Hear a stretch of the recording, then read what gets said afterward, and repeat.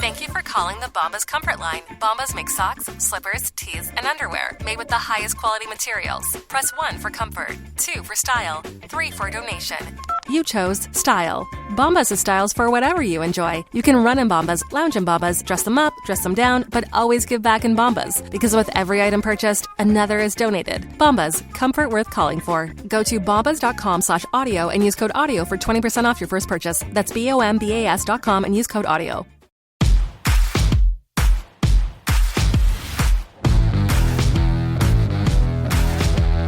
Welcome to the Dogs Podcast with your hosts, Blake Reneker, Justin Charles, and Josh All. What's up, Browns fans? Welcome back to another episode of the Dogs Podcast. Josh All, your host on a Monday.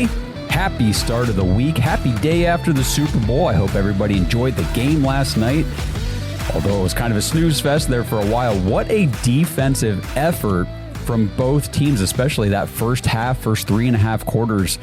It was a long time. I can't even remember now off the top of my head when that first touchdown was scored in the game, if it was toward the end of the third quarter, or was it actually beginning of the fourth? I can't even remember now. All I know is Punts guy is going to have a field day with this one. 15 punts in this game. Second most all time. Sorry, tied for the second most all time in a Super Bowl. So a lot of 3-and-outs in that game. And I'm not going to go too deep here into Super Bowl reactions or reviews or anything like that, because tomorrow night we're going to be doing YouTube Live, me, Blake, and Justin, and we're really going to get into the Super Bowl, give some more extended thoughts and analysis on the game and all that kind of stuff. And then we've got a bunch of voicemails to play from you guys tomorrow night too. So tune into that. Probably going to be 8 o'clock p.m. Eastern on YouTube. That's what I'm guessing, but it will be tomorrow night.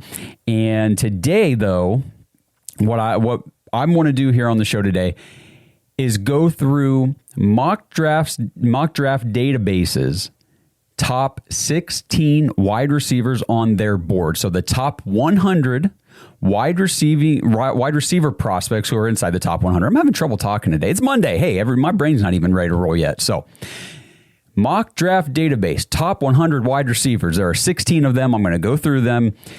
The breakdown of their stats, their metrics and everything per PFF and all this kind of stuff. Not my ranking, not my order or anything like that. Not my favorite guys for the Browns. Maybe I'll probably have some commentary along the way. But just to give you guys an idea, if you're not familiar with the names and the prospects so far through the process, here they are coming up on today's show. And then at the end of the show, I do have some messages from the website to read. I got a voicemail to play, and everybody's favorite, the return of Vinty. That's right, the villain is back, giving me a whole lot of crap, and, well, you guys know I'm just going to give it right back, so there we go. That'll be after the wide receiver discussion, which is coming up here, but make sure you guys go to jointhedogs.com if you want to become part of the Dog Pack community. Get in there, sync up with the private Discord, hang out with all the diehard Browns fans 24/7. Conversations going on in there, and right now, obviously, discussing the Super Bowl stuff from last night, the MVP, Kenneth Walker, the importance of, and this is part of the messaging we'll get to at the end of the game, but just to give you guys a preview, or the end of the show, I'm sorry. The trenches. There were some issues on the New England side of the ball on the offensive line, and there were some domination happening on the Seahawks defensive front. It was insane. So we'll talk about that here at the end of the show, but that's jointhedogs.com. 1, to support the show, and 2, to jump in and get in on that conversation. All right, let's do this. Let's talk about wide receivers. I've been promising you guys this for a while, and just haven't had time to put it together yet with the head coaching search. We're a little behind the schedule on what we would normally be doing this time of year. So another quick preview for things to come. If you're looking forward to what's on the docket for the show, talking wide receivers, I'll have a show where I talk about offensive linemen. We'll talk about defensive players, just kind of overall, lump them in together. Maybe we'll do like defensive line and then, linebackers and secondary as well. And then free agents, because that's coming up. That's like in a month. I think a month from today is when legal tampering window opens. So free agency is not far away. I've got some episodes planned where I will go through free agent spots of need for the Browns, some guys that I think could be ideal targets based on their fit for the team and their projected market value, that kind of stuff. So we'll get into free agent talk soon. But today, back to the topic, wide receiver. So again, this is all per mock draft database. So if you want to follow along or you want to kind of keep tabs on how these guys are moving up and down the draft board projected overall, this draft season, it's mockdraftdatabase.com.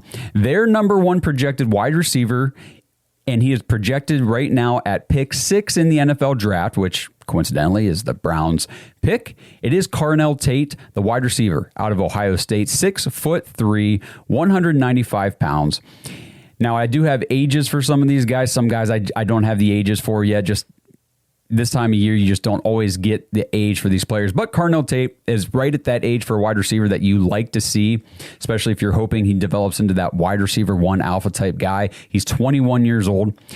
Now, in 2025, 66 targets, 51 receptions, 875 yards, and 9 touchdowns. He averaged 17.2 yards a catch. He ran 10.1% of his routes out of the slot, 88.9 out wide. So this is a primarily outside X receiver type of guy. He is not going to run a lot of his stuff out of the slot. He dominates on the boundary. He had 231 yak yards. That was good for 4.5 yak per reception. Now here, I'm going to get to this category right now, and then I will explain it, and then we'll do these numbers for all these guys. Yards per route run. I've talked about this on previous shows. I'm going to talk about it again. Yards per route run is a stat that's it doesn't have an easy explanation, but overall it's a good evaluator of how productive a wide receiver or a tight end or running back or whatever, a pass catcher is when they're on the field. It documents, how many yards, targets this player is earning per the routes they are running. So if you have obviously a higher yards per route run means you are earning more targets, making more plays in the opportunities that you are given to run routes on the field. So numbers, that's really what's important here. So what I look for when I'm looking at yards per route run, especially if I'm thinking about taking a receiver high in the draft, first, second round, I want him to have 2.5. 2.5 yards per route run is a very good number. Now, if it's like 2.4 to 2.5, that's fine too. You got to take all these other metrics into account along with yards per route run. But when yards per route run takes you off of my board completely is when you are under 2. If you're not over 2.0 yards per route run, I can't draft you. I just won't do it. It does not succeed in the NFL. If you can't have over 2 in college, you're not going to be good in the NFL. 2.0 to like 2.25 is okay, but still that's like danger zone. You're close to being off my board. Again, like that 2.25 to 2.4 is where it starts to get a little bit more of that yellowish area where it's like, okay, let me look at all your other metrics. 2.4 to 2.5, you're looking good. Anything over 2.5, you are definitely on my board and somebody I'm looking at. Carnell Tate wasn't just over 2.5. He was at 3.02, over 3 yards per route run. So a very good wide receiver per that metric. So that's important to me. And the other thing I really like to look at is ADOT. How far down the field are you being targeted on average? Obviously, the further down the field your ADOT and you have the high yards per route run and the good solid production profile to go with it means you're making plays down the field. It means you're getting open and your quarterback is targeting you down the field. There is a guy on this list that's got a very low ADOT. I'm trying to see. Yeah, it's very low. We'll get to him here in a few. And it's one of those, if you're only getting targeted around the line of scrimmage, I do have concerns about that. 14.6 yards down the field for Carnell Tate. Great number right there. This is my favorite number, more than yards per route run for Carnell Tate specifically, but it's the drops. 0 drops for Carnell Tate. That is awesome to see. He is the only wide receiver on this top 16 list who didn't have a drop this year. The next thing, this is why, and here's some commentary on this. Carnell Tate is my number one wide receiver on the board for the Browns. If he's there at 6, I know we're going to talk about linemen later on in the show. Carnell Tate at 6, if he's there, take him. You just freaking take him. Contested catches, look at these numbers. He had 14 contested throw opportunities. He caught 12 of them. 12 out of 14, that's good for an 85.7% contested catch rate. That's enormous. That is awesome. This dude he's just so good. If you look these deeper metrics, now the production profile wasn't enormous. He didn't have like this 1,200 yard, 15 touchdown season or anything like that. But he was playing on an offense with Jeremiah Smith, with other receivers, with good tight ends, with running backs. They spread the ball around a lot, and he missed 3 games or something with I forget what the injury even was. It was undisclosed at the beginning, but he missed some time and all that kind of stuff. But these deeper metrics show just how effective he is when he is out there playing for you guys. This is the one stat that's a little bit lower. It's tied for the lowest on this list. So it's missed tackles forced, and he had 6. Just 6 missed tackles forced. So basically, he's going to get down the field. He's going to make the catch. He's probably not going to make anybody miss after the catch. Now, part of that, too, is that he's getting a lot of those contested catch throws, which means he's going up for the catch, coming down with the ball at the same time as a defender. So obviously, there's really not an opportunity to force a missed tackle, to gain yards after the catch in those situations. So that's also part of the story here for Carnell Tate. And his quarterback rating when targeted, 151.8. That is the highest. I'm looking at the numbers here. That's the highest by a pretty large margin on this list of top 16 receivers in the 2026 NFL draft class. So Carnell Tate, spent a little bit more time on him, number one, because he is my top choice for the Browns. If he is available at 6, we have to take him. I'm not budging on that. We have to take Carnell Tate. And number 3, because I wanted to explain what some of these stat categories were.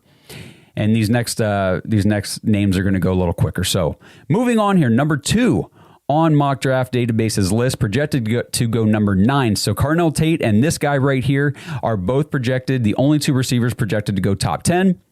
This is Makai Lemon out of USC, 5'11", 195. He's also 21 years old. Now, Makai Lemon had 108 targets, 79 receptions, 1,156 yards, and 11 touchdowns, good for 14.6 yards per catch, and he was the Biletnikoff winner this year in college football, named the best wide receiver in the nation. So, a lot of the narrative around Makai Lemon is he's a slot-only player, so I wanted to look at these numbers and break it down. Now, his slot percentage, he ran 70.6% of his routes out of the slot, but that means he ran 28% of his slot or his routes were out wide. So he does go out wide. He is not strictly a slot receiver, as you will see by the splits for some of these guys are strictly one or the other. Carnell Tate, 89% of his routes were out wide. He is a primarily dominant outside receiver. Now, Makai Lemon, obviously with 70% in the slot, that is his primary spot, but not strictly. He can go outside and make plays out there as well. Moving on here. So his yards after catch, 502. Good for 6.4 yards after catch per reception. Makai Lemon is a yards after catch monster. That's what he does very well. His yards per route run. Now listen to this. I told you guys how much I loved Carnell Tate being over 3 at 3.02. Makai Lemon is at 3.13. He's tied for the highest on this list of top 16 receivers. Yards per route run, 3.13. Great number. A-dot, a little bit lower than Carnell Tate, but still, for a slot-only guy, 10.4 is his A-dot. That's pretty good. That's still a great number. Coupled it with the yards after catch and his yards per route run, Makai Lemon is a monster. He's only 2 drops on the year, a 2.5% drop rate. Contested catches, also very good at this. Just like Carnell Tate, he had 15 opportunities, came down with 10 of them. That was good for 66.7%. This is the number that I talk about Makai Lemon, his yards after catch ability, what he can do as soon as you get the ball in his hands. That's where he specializes. And this number proves that. Missed tackles forced.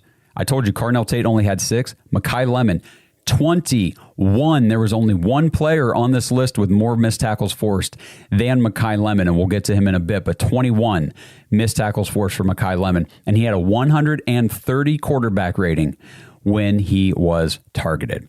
Moving on here, number 3 on the list. This will be, he's projected as the 13th pick in the draft. This is Jordan Tyson.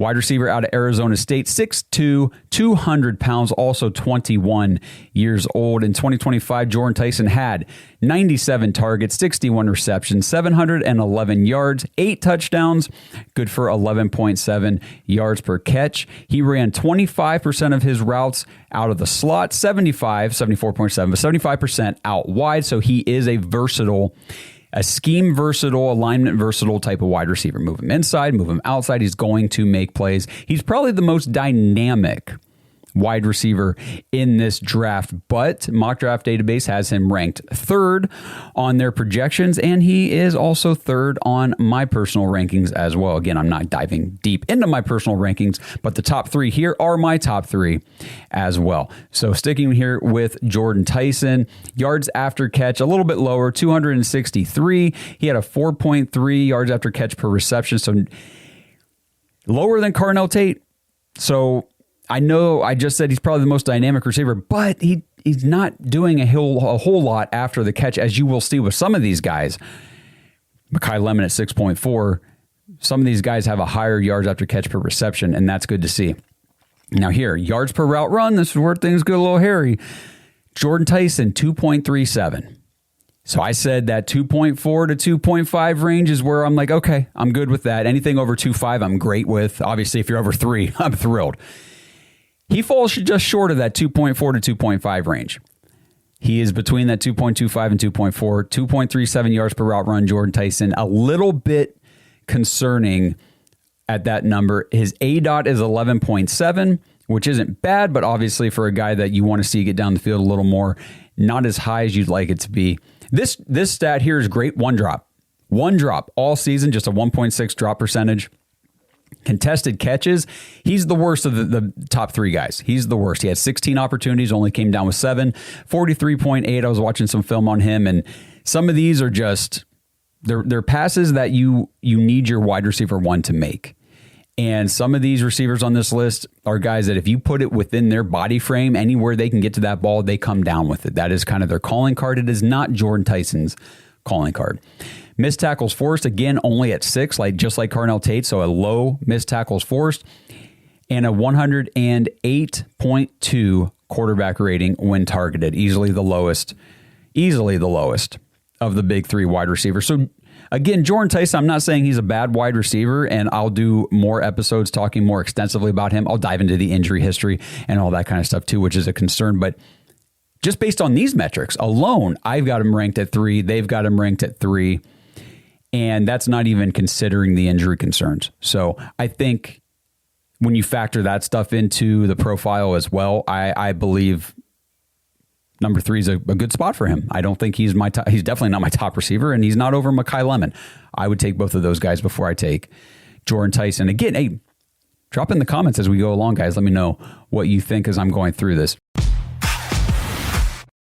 This episode is partnered with Kalshi. Browns fans, are you ready to put your money where your predictions are? With Kalshi, America's #1 regulated prediction market, you can legally trade on events that actually matter to you. And the best part is you don't need to predict specific stat lines and compile a 7-leg parlay just to win big. With Kalshi, the objective is either yes or no.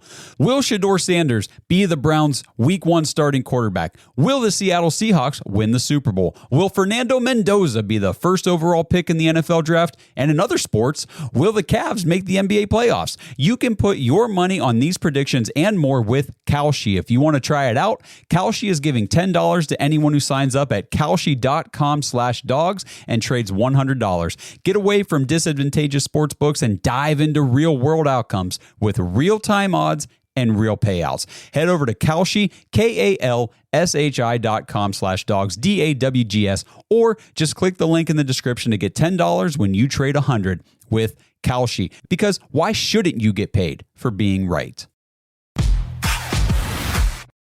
We'll go a little bit quicker here. So now we get into number 4 on the list. This is the 23rd projected draft pick per Mock Draft Database. It's Denzel Boston out of Washington, a guy I'm rising on quickly here.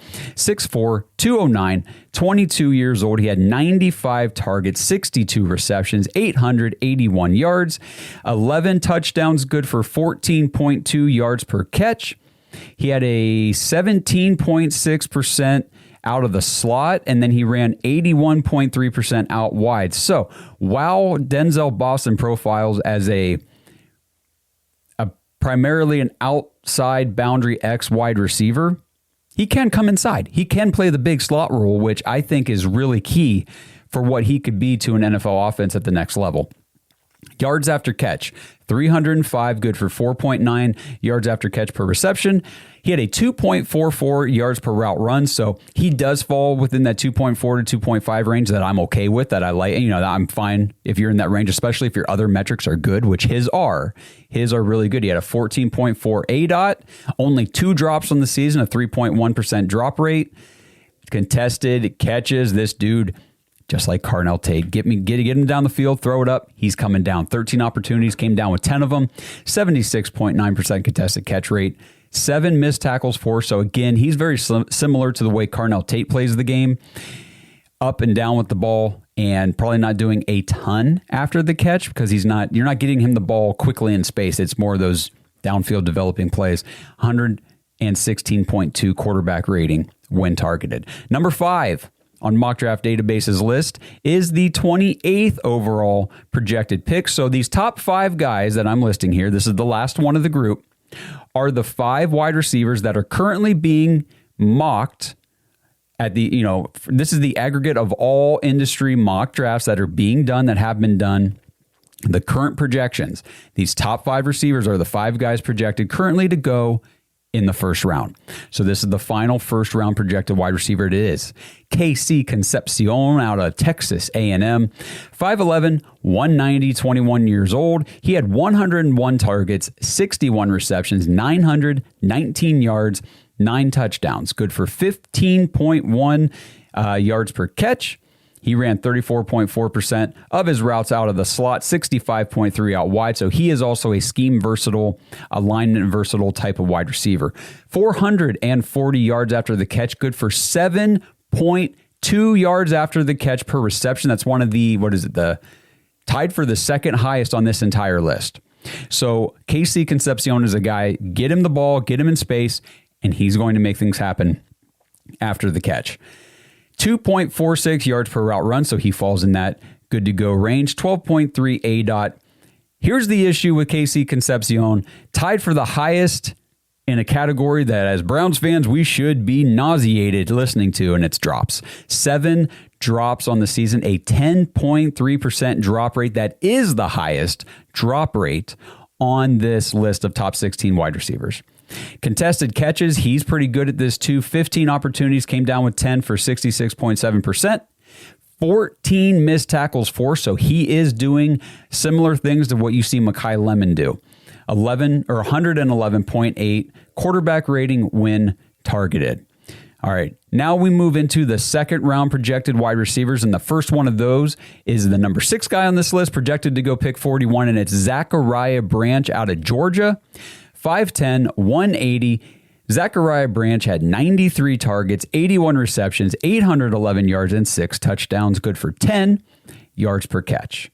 He ran 79.2% of his routes out of the slot, 19% out wide, 634 yards after the catch. This dude was a yards after catch savant. This is what he does.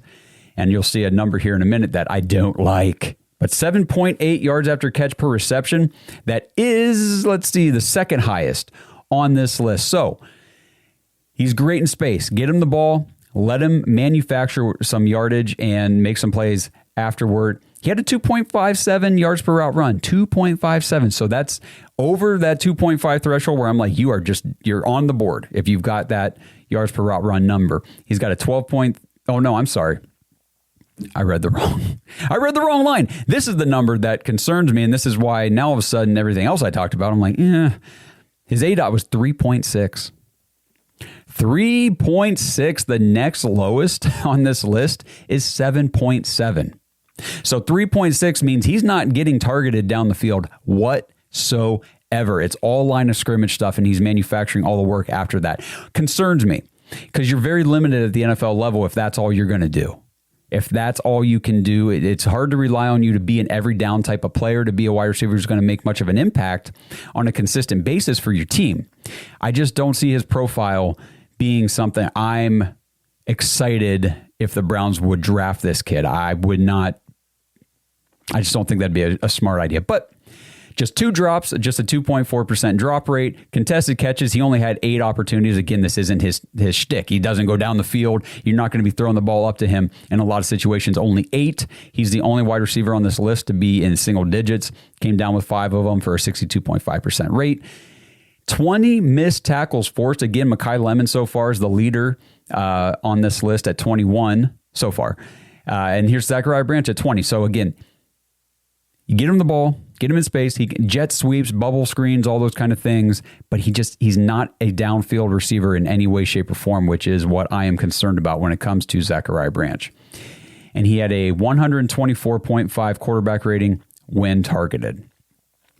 So sticking here in the second round, number 7 wide receiver on this list, projected to go 47th overall, is Chris Bell, the wide receiver out of Louisville, 6'2", 220. This is a big-bodied, just rocked up type of receiver that people are going to fall in love with. And he's not going to test at the combine or anything like that to really improve his stock or to blow people's socks off because he had the knee injury late in the season. So we'll see what that does to his draft stock. But in 2025, Chris Bell, 106 targets, 72 receptions, 917 yards, 6 touchdowns, good for 12.7 yards per catch. 14.7% of his routes were out of the slot, 85.3 out wide. He had 372 yards after the catch, good for 5.2 yards after catch per reception. Chris Bell had a 2.55 yards per route run, good there. 9.4 ADOT, a little bit lower than you'd like to see, but still not terrible. 3 drops, 4% drop rate. Contested catches, he was 12 of 24 for 50%, and he forced 9 missed tackles for a 109.7 quarterback rating when he was targeted. Okay, we are still in the second round. I believe these next 5 guys, these next 5 guys are second round projections right now, and then we've got 4 projected in the third to round out the list. So the next guy, the third one here projected in the second round, at pick 53 is Elijah Surratt, the wide receiver out of Indiana. One of them. There were 2 studs out of Indiana. This is the first one, 6'2", 213, 22 years old. Elijah Surratt, 87 targets, 64 receptions, 824 yards, and 15 touchdowns. I don't know if that led the entire nation in touchdowns this year, but it definitely leads this entire list of wide receivers for the draft in touchdowns. So 15 touchdowns, good for 12.9 yards per catch. Elijah Surratt, 13.7% of his routes out of the slot, 86.3 out wide. So again, another guy who can come inside and play a bigger slot role if he needs to. Primarily an outside guy with the versatility to come in at times, but we'll leave it there. 306 yards after catch, 4.8 yards after catch per reception. That's a low number. It's the lowest one I've hit so far. Second lowest. Cardinal Tate was the lowest on yards after catch per reception.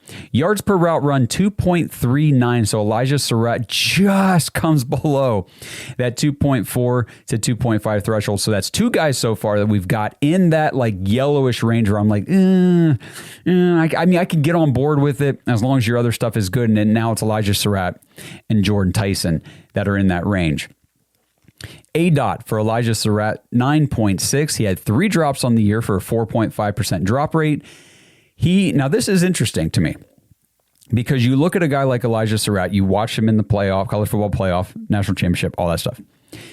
He was a beast at contested catches, right? At least I thought so. Now, I didn't watch every Indiana game, obviously.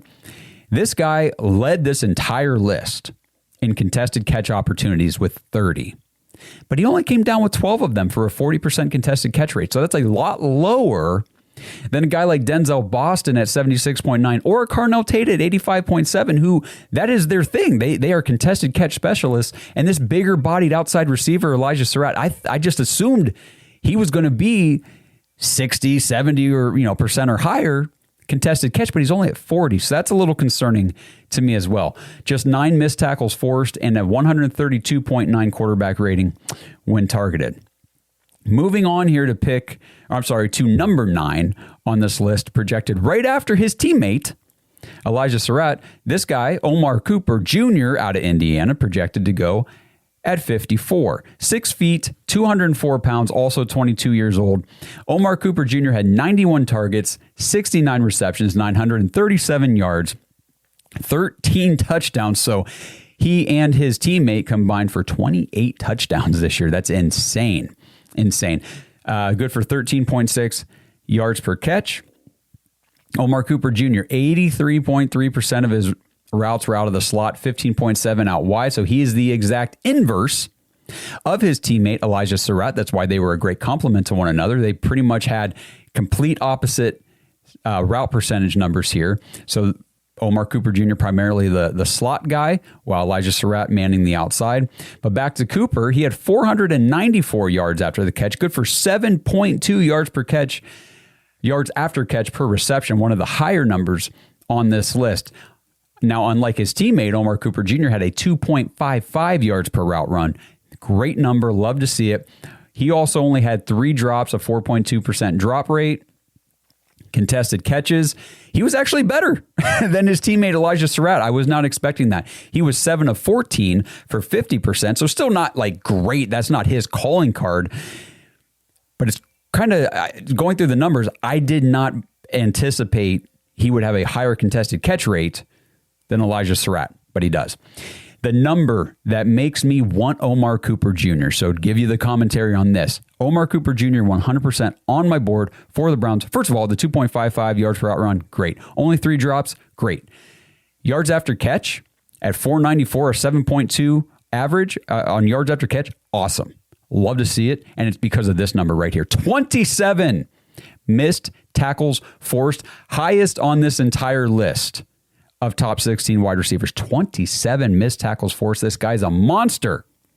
And a 143.2 quarterback rating when targeted is the second highest on this entire list behind Carnell Tate's 151.8. So Omar Cooper Jr. here in the second round, projected right now in that 50, he's at 54, so the 50s, low 50s range, would be a great target for the Cleveland Browns. Whether they want to take him at 39, that's where we're picking in the second round, or if they want to move back a couple spots and pick up some draft capital, or move up from 70, where they pick next after that, to get a guy like Omar Cooper Jr., I would be thrilled to have him in Cleveland next year. This episode is sponsored by ButcherBox. Browns fans, I hope you didn't miss out on the Christmas promotion from ButcherBox, but if you did, I have great news. The promo is still running this week. Head to butcherbox.com right now and new members will receive your choice between free New York strip, ribeye, or filet mignon in every single box for an entire year. Plus, you get an extra $20 off with promo code DAWGS, DAWGS, at checkout. Just head over to butcherbox.com, choose your box and your delivery frequency. With the custom classic box, you get exactly what you and your family love. Choose from over 80 products, including meat and seafood. Plus, you can manage your entire subscription online, and you can change your box type, your product selections, your frequency, or your delivery date at any time. Shipping is always free. Deliveries come straight to your door on your schedule, and you can cancel anytime. Every meal is easier when your freezer is stocked with high-quality meat and seafood from ButcherBox. That's butcherbox.com. Right now, get your choice between free New York strip, ribeye, or filet mignon in every box for an entire year, plus $20 off with promo code DAWGS, DAWGS, when you check out. Okay, moving on here. Number 10 on this list, and this group of guys right here, Elijah Surratt at 53, Omar Cooper at 54, and this guy at 56, Chris Brazzell II out of Tennessee, the biggest wide receiver on this list, 6'5", 200 pounds. Chris Brazzell had 86 targets, 61 receptions for 1,006 yards. He's one of only 3 receivers on this list to go over 1,000 yards this year in college football. 9 touchdowns, good for a 16.5 average yards per catch. That's the third highest on this list. Now, Chris Brazzell. Let me scroll over here on my sheet. Okay, this is where you say he is a one alignment guy. 94.3% of his routes were out wide, leaving just 5.7% out of the slot. So he was pretty much exclusively, strictly held to being an outside wide receiver, which at 6'5", 200, what else are you going to do? That is perfect spot for a guy like that. 244 yards after the catch, 4.0 yards after catch per reception. Is that the lowest on this list? Yes, that is the lowest yards after catch per reception on this entire list. But he had a 2.57 yards per route run, so that's good. A 15.7 ADOT. That's the second highest on this list. And just 2 drops. With a 3.2% drop rate, he only caught 7 out of his 17 contested catch opportunities for 41.2%, which again, you want to see a guy who's 6'5", 200, pretty much relegated exclusively to the outside spot, who's going to be running deep. He's got a 15.7 ADOT. You want to see a higher contested catch rate than 41.2. 8 missed tackles forced and 135.1 quarterback rating when targeted. Number 11 on this list, projected to go pick 57 right after Chris Brazzell, is Jeremy Bernard out of Alabama, 6'1", 204 pounds. Jeremy Bernard had 102 targets, 64 receptions for 862 yards, 7 touchdowns, good for 13.5 yards per catch. Jeremy Bernard, 34.5% of his routes out of the slot, 62.2 out wide, so he's more of that scheme versatile guy too, can kind of play both inside and outside. Had 394 yards after the catch, a 6.2 yards after the catch per reception. The number, and I already talked about it, Jeremy Bernard is completely off my board. 1.7 yards per route run. See you later, Jeremy Bernard. I can't draft you. You're out. You're out. He had a 10.7 ADOT, just 1 drop on the season, 1.5% drop rate. Only caught 5 out of 14 contested catch opportunities for a 35.7 rate. I believe that is also the lowest. Yep, that's the lowest on this list. He did force 17 missed tackles, which is a pretty decently high number here, and had 112.5 quarterback rating when targeted. I just don't know if Jeremy Bernard is really going to work in the NFL, and where he's currently projected to go as a second-round pick. Not worth it to me. Now, if you could get a guy like Jeremy Bernard in like the 4th round or the 5th round, okay, worth a flyer there. Not here. Definitely not here. Number 12 on this list, projected to go pick 59, is a guy I do like, is Malachi Fields out of Notre Dame. Did an episode with Barry Shuck on Senior Bowl Risers last week. Malachi Fields was one of the 2 receivers that Barry Shuck highlighted, and actually both of those receivers are on this top 16 list. So the first one here, Malachi Fields, 6'4", 222 pounds, big receiver. Had 62 targets, just 36 receptions for 630 yards and 5 touchdowns in 2025, but that was good for 17.5 yards per catch, which is the highest on this list. Now, Malachi Fields, very similar to Chris Brazzell, just 9.7% of his routes out of the slot, leaving 88.7% out wide. That is where he dominates and where he primarily plays. Just 192 yards after the catch, good for 5.3 yards per catch, yards after catch per reception. That's pretty low. And he had a 2.2 yards per route run, so that's even under the 2.25 to 2.4 yellow window I talk about. So I do like Malachi Fields. Some of these numbers give me pause, especially if he's going to be going middle of the second round here. 16.4 ADOT, just 1 drop on the season, 2.7% drop rate.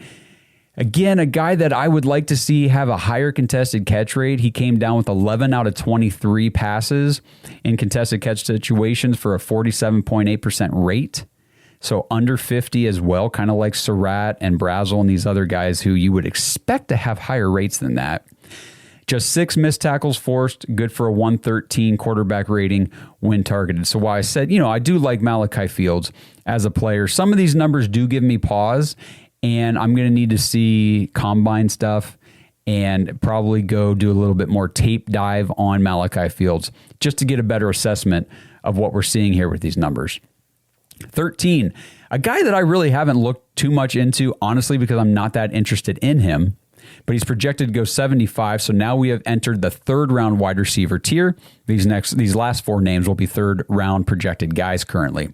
It's Antonio Williams, the wide receiver out of Clemson, 5'11", 190. He had 72 targets, 55 receptions for 611 yards and 4 touchdowns, 11.1 yards per catch. Antonio Williams, 93% of his routes out of the slot, 6.7 out wide. So he is primarily a slot-only receiver. 320 yards after the catch, 5.8 yards after catch per reception, just a 2.27 yards per route run. So low, a little bit concerning to me. And just a 7.7 ADOT, not great. Just one drop, 1.8% drop rate, 6 out of 13 contested catches for a 46.2 rate, and 8 missed tackles forced, good for a 119.6 quarterback rating when targeted. Number 14 on this list, a guy I know a lot of you out there like or interested in because I see your comments. I see you throw his name around a lot, doing mock drafts and things like that. It's projected to go number 78 in the draft, Jacoby Lane out of USC, Makai Lemon's teammate this past season at USC. Jacoby Lane is 6'4", 200 pounds. So while Makai Lemon was that 5'11", 195, more of a slot, intermediate area of the field guy, Jacoby Lane was your big-bodied 6'4", 200-pound outside receiver guy. 74 targets, 49 receptions, 750 yards, 4 touchdowns, good for 15.3 yards per catch. He ran 81% of his routes out wide, 19% in the slot, so not exclusively restricted to out wide, but primarily where he's going to run his routes at the NFL level. 236 yards after the catch, 4.8 yards after the catch per reception, so not doing a lot with the ball after he gets it. These big-bodied outside receivers really don't. That's just kind of the way it goes. But he had a 2.42 yards per route run, so that's higher than the last 3 guys on this list, which is good to see. A 12.5 ADOT. He did have 4 drops for a 7.5% drop rate, one of the higher drop rates on this list. I think it was the third highest drop rate out of these top 16 guys. Contested catches. Here we go. Jacoby Lane, once again, not impressive whatsoever. Just 10 contested catches out of 23 opportunities for a 43.5 contested catch rate. You want to see that number just be higher for these guys. If that's the role they're going to play, I need you to come down with the ball more. I really do. So that's concerning to me for Jacoby Lane. 11 missed tackles forced for a 106.3 quarterback rating when targeted. Okay, just 2 guys left to go through here. And actually, I really like these last 2 guys. They are third-round picks. We are talking the Browns pick at, 70 and 107. These guys would be right in between that range. I would love to see the Browns get one of these receivers. I really would. Just depending on how the draft goes and who they're getting before now. I think one of these 2 guys, if they stay in this range, could be very good value players for the Browns picking where they're at. So number 15 on the list, projected to go 93, is Skyler Bell, the wide receiver out of UConn. 6 foot, 185, so he's not short, but he's slight, so he might need to bulk up just a little bit. But this guy, so I believe he's a 4th-year starter, 23 years old, a little bit older of a player, but the production this season, off the charts. 141 targets. Easily the most on this list. The next highest was 108. So, no, I'm sorry, 125. Oh, actually, yeah. These last 2 guys were the highest target earners among these draft-eligible receivers. So 141 targets earned for Skyler Bell this year. 102 receptions. Easily clears everybody on this list. The next highest was 81. 81. So this guy had 21 more receptions than the next leader on this list. So 101 receptions, 1,282 yards. That's the most on this list. And 13 touchdowns, tied for the second most out of these receivers. 12.6 yards per catch. Skyler Bell, 36.4% of his routes out of the slot, 61% out wide. So he's a more scheme versatile player as well.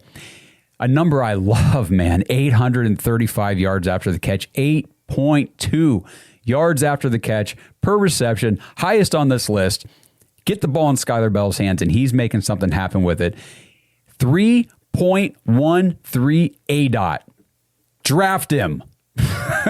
There are only 3 players on this list of draft-eligible receivers who had over 3 yards per route run. It was Carnell Tate, Mekhi Lemon, and Skyler freaking Bell. Get me Skyler Bell. I like this kid a lot. 8.3 ADOT, so that's lower than you'd like to see, but all these other numbers kind of factor into where that number sits for him. 4 drops, a little bit higher than what you want to see, a 3.8% drop rate. So in all reality, though, this is why I do drops and drop rate. Because you could say 4 drops. Oh, well, that's tied for the second most on this list. Okay, but he had 141 targets. The other guys had 70. So he had like twice as many targets. So that's why his drop rate, 3.8, is actually one of the lower ones on this list. And in contested catch situations, here we go. Yes, he's only 6 feet tall. He's 185 pounds. Dude came down with 13 out of 20 contested catches for 65% rate. He had a higher contested catch rate than Elijah Surratt, Chris Brazzell, Malachi Fields. Ridiculous.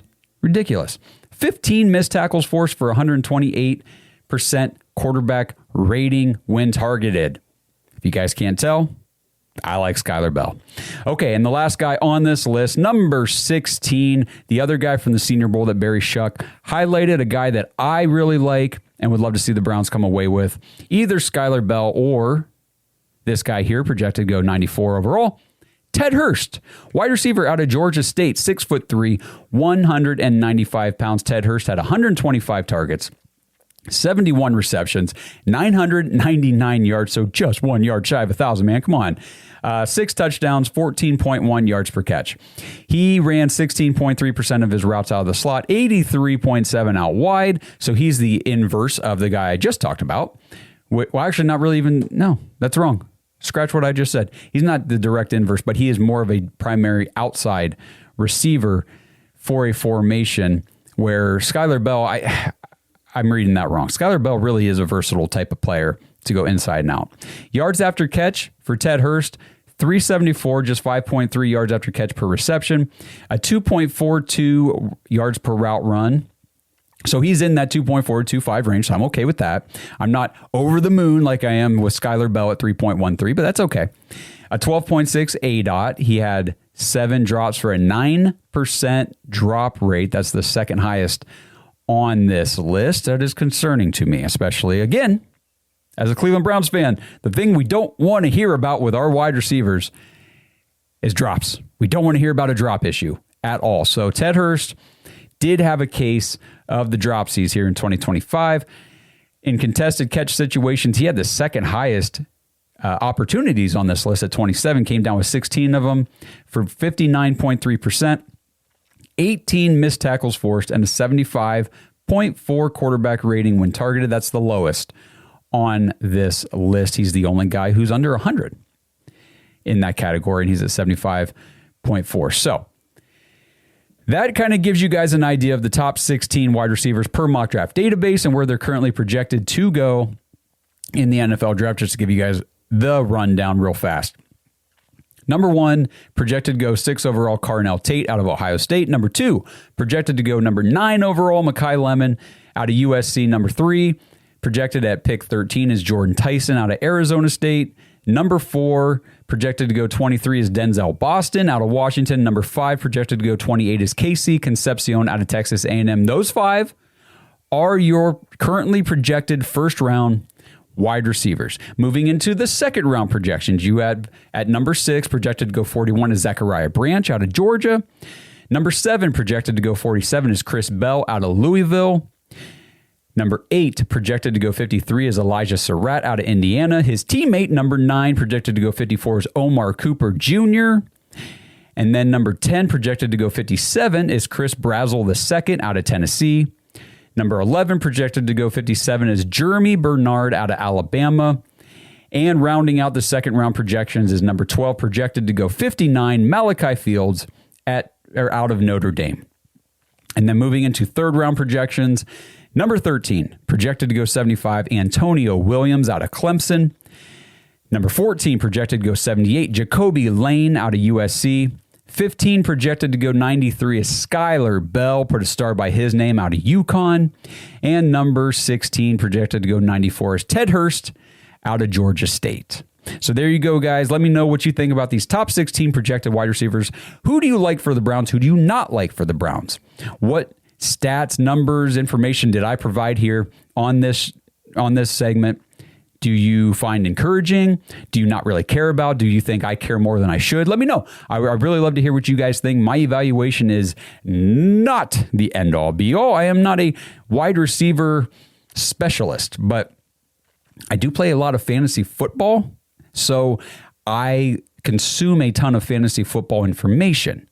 So on the offensive side of the ball, especially with wide receivers, I know what stats the fantasy analysts highlight and what they really look at to project future success in the NFL, and I know which stats lead to future success in the NFL, like yards per route run is a primary example of that. So let me know what you guys think, and who on this list do you want the Browns to take, and who do you want them to stay away from? This episode is sponsored by ISSA. Browns fans, if you're into health and fitness, have you ever wondered how you could maybe turn those hobbies and your passion into an actual career? If that sounds interesting to you, then ISSA has the opportunity you've been looking for. ISSA is the International Sports Science Association, and they can help you become a certified personal trainer in as little as 3 months. And right now you can get $100 off your certification when you sign up through our link, joinissa.com/dogs, DAWGS. Now, certifications are 100% online, self-study, and self-paced. You can study anywhere from your phone, tablet, or computer. And the final exam is open note, open book, aka piece of cake. Except you fitness nuts probably don't eat a ton of cake, so let's just call it a piece of delicious protein bar. And ISSA has the #1 job guarantee in the industry. If you get certified and sign up to be a certified trainer with ISSA, you have a job guarantee or your money back. ISSA has over 10,000 gym partners that have over 73,000 open jobs for trainers right now. And you don't need a 4-year degree or a 2-year degree. You just need your certification to qualify for these jobs. So what are you waiting for? With certification this simple, there's no excuse not to pursue your passion and become a certified personal trainer today. Get $100 off your certification at joinissa.com/dogs. You've wanted to make a change long enough. Now it's time to do something about it. That's joinissa.com/dogs for $100 off your personal trainer certification. All right, and to round out the show, we got some messages from the website. You guys send these in, so go to thedogspodcast.com if you want to send in a voicemail, or if you just want to type up a message and send it in, I can read it on the show just like I'm doing here for Andrew. He says, hey guys, Andrew from Newcastle, England. I've sent in a couple of voicemails and messages, but I just wanted to say that I absolutely love the show. Being a Browns fan from England can be tough as there's not many of us, so I'm glad I found this community. We're glad you have too, Andrew. We love having you here. He says, I'd just like to talk again about the Browns draft plans, particularly with our early picks. I know a lot of people are desperately wanting us to draft wide receivers with our early picks. However, the Patriots and the Chiefs in 2025 have shown in the Super Bowl that it doesn't matter who you have at quarterback and wide receiver if your O-line can't block. The Seahawks completely shut down the Patriots while only rushing 4 pretty much the entire game. He says, in my opinion, our best draft strategy is to take either Fano or Maui Noah if they're available at 6. Then take a wide receiver with the Jags pick at 24. Then honestly, I'd be happy with either O-line or wide receiver in the second round. Thank you, Andrew, for the message here. Yes, number one, that Super Bowl the other night. We're going to talk about this tomorrow on the live show with Blake and Justin, but woo! Oh, man, that defense, the defensive front for the Seahawks, just giving the Patriots O-line fits. And here's the thing, that it kind of plays to and against your point here, Andrew. So let me explain. You're talking about we need to take a tackle early. Okay, Fano or Maui Noah. Now, remember, in this draft currently, there is not like a clear-cut elite tier blue chip prospect at tackle, at least not left tackle. Now, I think some people would consider Maui Noah to be a blue chip prospect, that kind of thing. But between him and Fano, those are your top 2 tackles in this draft. Neither one of them, I would say, neither one of them is a sure thing according to the experts and the analysts. They have them rated highly. They have them with good projections into the NFL, but really not a sure thing. Now, remember, who was the sure thing last year? Who was the top ranked? This is your top tackle in the draft. If you got the opportunity to take him, you take him before all the other tackles. Well, it was Will Campbell out of LSU, and the Patriots took him. I believe it was 4 right before the Browns picked. They took Will Campbell, left tackle. He sucked. I mean, if you guys watched the Super Bowl, Will Campbell was highlighted on damn near every freaking play because he was getting blown up, rushed past, destroyed, thrown back into Drake May. He couldn't do anything. And it wasn't just the Super Bowl. If you watched the playoffs the whole way, Denver destroyed Will Campbell. Houston destroyed Will Campbell. He struggled. And I see a lot of people saying, like, there were questions in the draft process as to whether or not his body type, he's got the shorter arms, quickness, that kind of thing. Should he maybe be a guard at the NFL level and not a tackle? Well, I think this playoff stretch for the Patriots showed Will Campbell probably needs to play guard. He probably should not be playing tackle, probably shouldn't be playing left tackle. He looked terrible. So I use that as an example to say, just because you allocate your early pick to the tackle position does not mean you're guaranteed to hit on that spot, because you look at a team like the Seahawks on the other side, took Gray Zabel toward the end of the first round. He's been a very good offensive lineman for the Seattle Seahawks. So we really just need to evaluate the players and not worry so much about where they're projected to go in the draft. Because if you look at a guy, I'm trying to think of somebody off the top of my head, for example, Caleb Lomu, for example, or the kid out of Georgia, Monroe Freeling, any of these guys that are projected to go later in the first round, maybe early second round. If you think that there's not much of a difference, or you think there's even a chance they're better than a guy like Spencer Fano, and you would need to use a top 6 pick to get him, then just wait. Don't rush into that pick. Again, I'm still very much, if Carnell Tate's there at 6, you just take him. Just take him. And you just quit worrying about wide receiver 1 for your team because you got it. So we'll see how that ends up going for the Browns. And again, we'll do more prospect evaluation as we go along to get a better feel for who we really like at that offensive tackle position. But thank you, Andrew, for the message and for your previous voicemails. Really appreciate hearing from you. This next one, David from Baltimore says, longtime listener, first time writing in, love the pod and the takes, was listening to the Senior Bowl Risers episodes and couldn't help pushing back against Barry's notion of taking best available in the draft. While I hear the desire not to miss out on an excellent edge rusher, etc., we're already wasting plenty of elite defensive talent. Okay, you're not wrong. Adding more to the pile won't help. The single greatest thing the Browns can do to elevate the defense is to elevate the offense. Get some blue chip offensive prospects and give the defense a chance to actually play from a lead every once in a while. Do it consistently and Miles will hit his 25 sack goal easily. Again, go Browns. Thank you, David from Baltimore, for the message. I mean, you watch the show. You know, we're all offense here. Like, quit messing around with the defense, Andrew Barry. Just get us some freaking offensive players so we can just give me a product I can watch. And right now it's not watchable because there's nothing to watch on offense. It's pathetic. It's terrible. And yes, we have one of the better defenses in the league, and it doesn't matter. We won 5 games, 8 games in the last 2 years. Who cares, right? And this is probably just recency bias. So please, guys, don't hold any of these statements against me. I'll bring this up with Blake and Justin tomorrow night when we talk Super Bowl on the show. I was watching the Super Bowl last night, and I kept going back to Mike Miller's mock draft from last week where he had the Browns projected at 6 to take David Bailey, the edge rusher out of Texas Tech. And I'm watching the Seahawks defense destroy the Patriots up front. And I'm like, shit, I could kind of get on board with it, I think. I feel crazy, and maybe as we get further removed from that game, I'll get back to my offense-only mindset. But I was watching the game thinking, well, if Carnell Tate goes 4 or 5, and we think the tackle prospects or the O-line prospects later in the first round are just as good as these guys up top, why rush the pick here at the top? And David Bailey's on the board, and the Browns take him. I'm like, I could kind of support it. I know you guys are probably jaws hitting the floor hearing me say that, but the best player available thing and the drafting for need is something we're going to have to debate. We're really going to have to discuss this in the next couple months because that's most likely the position the Browns are going to be in.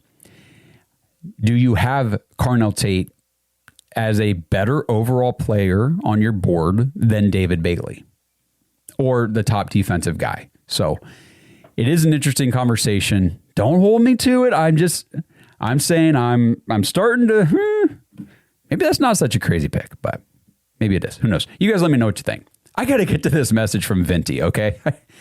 Vinty's back. You guys love Vinty. Vinty's a lot of fun and hates me. Just, whew. Vinty does not like Josh. He says, it sounded like you missed me correcting you, so I'm happy to continue. Great. He says, of course you missed the most important statement in Monken's press conference. I'm sure I did, Vinty. When Monken said that it doesn't matter if Schwartz comes back or not, we are not going to change the system. We are built for this system. I don't think there is any question he can build an offensive staff and a successful offense. Me either, Vinty. Showing he recognizes the defense has been structured for this system leads me to believe he knows what he is doing on the defensive side of the ball as well. If looking at the Browns defense and saying, yeah, it's a pretty good defense, they do pretty good in that system, means you're like a defensive guru, then I'm a defensive guru, Vinty. Anybody can see that. Come on, man. Anybody can see that. He continues on. He says, Monken has already proven he can lead a young team by taking Southern Miss from a winless team to a 9-5 record in 3 years. That's college football, Vinty. And it's not like it was Georgia or Alabama or it wasn't Ole Miss. It was Southern Miss, dude. Southern Miss. And this is where I think Vinty's just, he says, I don't know anything or I don't bother to look things up. How about you, Vinty? Todd Monken, 2013, went 1-11 at Southern Miss. 2014, he went 3-9. So in his first 2 seasons, it's not like he turned the thing around. He had 4 wins in 2 years. And then in 2015, yes, he went 9-5, but they lost every single game they played against a bigger Division I program. I got the schedule pulled up here. They played Mississippi State to start things off that year. They lost. Then they beat Austin Peay. I don't even know who that is. They beat Texas State. And then they lost to Nebraska. But then they beat North Texas. Then they lost to Marshall. Then they beat UTSA. Woo! They beat Charlotte. They beat UTEP. They beat Rice. They beat Old Dominion. And they beat Louisiana Tech. But then they got their butts kicked by Western Kentucky and Washington. So when you start using these arguments, and I'm not trying to, this is not an anti-Todd Monken thing. It's an anti-quit using this 9-5 record at Southern Miss as somehow a testament to how great of a head coach he is. So they beat all the nobodies on their schedule. They lost to anybody worth noting. So there you go. There's the Todd Monken at Southern Miss breakdown that I think a lot of people, Vinty, are missing. Okay, it was not this impressive turnaround that you paint it to be. But Vinty's not done. He continues. He says, it sounds like you have dropped your unsupported and irrational delusion that Monken was a terrible hire. Reminder, Vinty, you said in your first original message after the hire that you didn't like the hire either. Just a reminder. He says, now, if you would only drop your delusion that the coaching search was a terrible process, not going to happen, dude. That process was stupid and it looks stupid. You ain't going to convince me otherwise. He says, Barry basically went over the entire plan and process they used to come up with Monken. They clearly stuck to that process the whole time. I'm sure you will repeat your falsehood that the whole search was designed around keeping Schwartz and or you will bring up the pointless timetable you imposed on the search. The goal of the search was to evaluate a large, diverse group of coaches and find the best one for the job, not to hire someone as quick as possible. Okay. So Vinty obviously is out there under the delusion and doing the whole gaslighting thing. The Browns never intended or never said they would like to keep Jim Schwartz as defensive coordinator. Okay.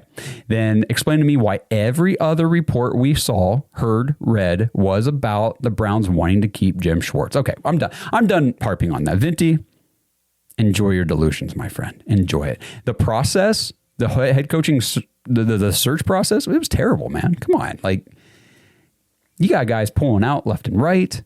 You ended up hiring the guy that you interviewed, first anyway. Like, Whatever. I'm done arguing about it. We got Monken. I'm ready to roll with the Monkster, and let's just see how this goes. But of course, then Venti has one last thing he's got to add. He says, I'm confused and terrified that I actually agree with you that Tate or Lemon would be amazing picks at 6.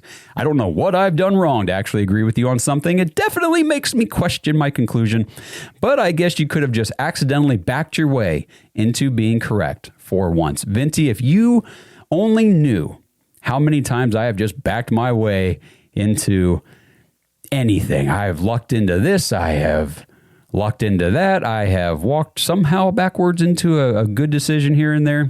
Happens all the time, my friend. Happens all the time. So thank you for joining me on the journey. All right, everybody. I appreciate you tuning in. Say hi to Venti out there. If you know him, give him a handshake, a slap on the back. I'm sure he's having a rough day somewhere because he's just never happy. So appreciate everybody writing in. Love you guys. Best audience in the world. Again, let me know what you guys think about the wide receiver prospects. Who do you want the Browns to draft? Who do you want them to steer clear of?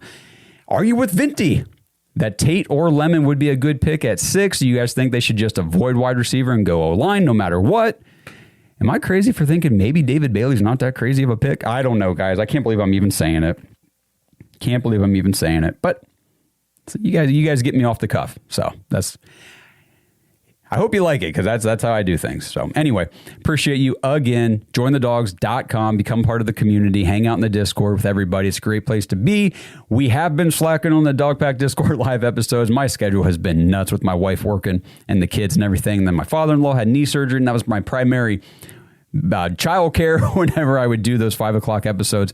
But things are looking better now, so I think we're going to try to get one of those in this week. So if you want to be part of those episodes as well, JoinTheDogs.com. Appreciate you guys. We'll talk tomorrow night on the YouTube Live. Jump in the chat, ask us some questions. We'll talk Super Bowl, Monken, free agency, prospects, whatever you guys want to do. We are there for you. We'll see you guys tomorrow.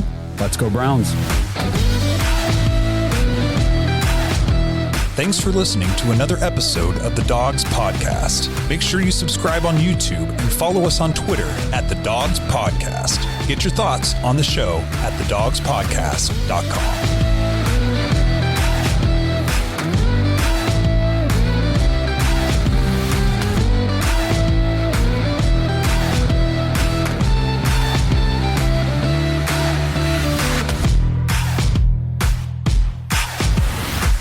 This episode is partnered with Kalshi. Browns fans, are you ready to put your money where your predictions are? With Kalshi, America's #1 regulated prediction market, you can legally trade on events that actually matter to you. And the best part is you don't need to predict specific stat lines and compile a 7-leg parlay just to win big. With Kalshi, the objective is either yes or no.